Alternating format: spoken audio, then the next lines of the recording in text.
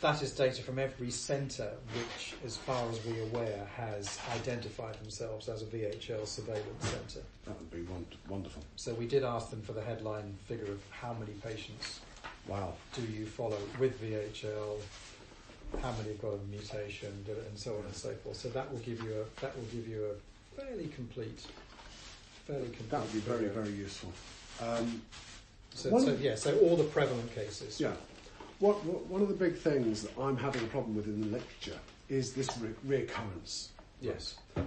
I've had quotes of, well, you've got a lifetime risk of 1.2, 1.7. I've seen one paper that goes as high as 3 or 4. Yeah. Where would you pitch the reoccurrence? Well, I don't think we do talk about recurrence. So there are two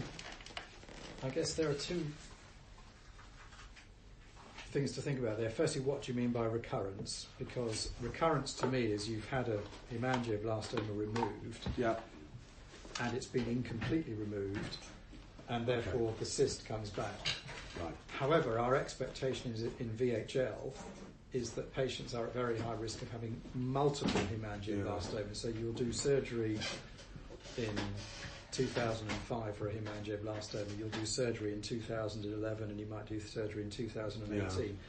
The strong likelihood is that's not the same tumour coming back. These are separate tumours. Yes. And a significant proportion of patients, when you do their first baseline scan, you might see 10 or 12 tiny little lesions which are hemangioblastomas, they just haven't gone cystic. So in terms of how many patients have had more than one neurosurgery, if you ask me to give you a figure, I think the answer is I don't know. I think it's going to be a small proportion, but not insignificant. Right, okay. I mean, we've got that data, and we've just had a medical student in doing an audit of all our hemangioblastomas, so we accessed. You've got all the data under lock and key. So he's accessed all the diagnoses of hemangioblastoma ever recorded in histopathology here. So we've got that data now. Okay. So we crudely extract it from the patients as well. So again, could I put a figure on it? I think for those who've had more than one neurosurgery, we're probably talking, out of the total proportion of patients, it's probably going to be at least 5 or 10%. Okay. But you're talking over a very broad range of patients. There are some patients who might only be 20 years old and some who are 60 years old. But as I said, I think the overall experience is that probably the leading cause of death now is hemangioblastoma. Those are typically in patients who've had multiple surgeries, so they've become really quite disabled. So the neurodisability aspect of VHL increases dramatically.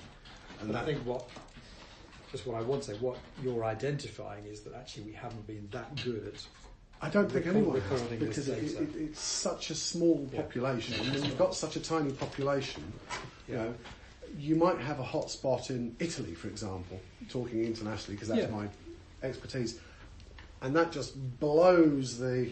Yeah, no, absolutely. So single centre data sets are very common. Yeah.